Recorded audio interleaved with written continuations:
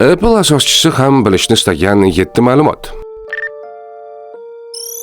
Bu 7 ma'lumotlarni bilish uchun Apple kompaniyasi asoschilaridan biri Steve Jobs ham borini bergan bo'lardi.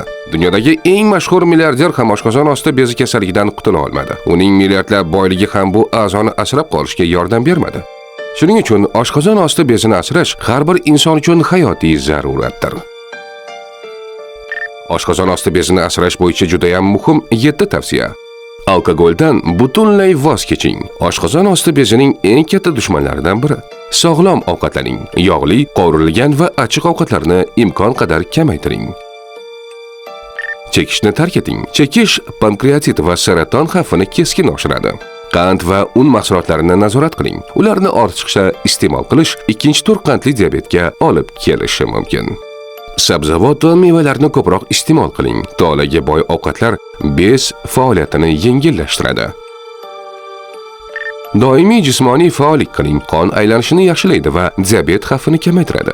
Shifokor ko'rigidan muntazam o'tib turing. Ayniqsa, qorin sohasida og'riqlik yoki qusish bo'lsa, vaqtni boy bermang. Tibbiyot 103 rasmiy kanalimizga obuna bo'ling.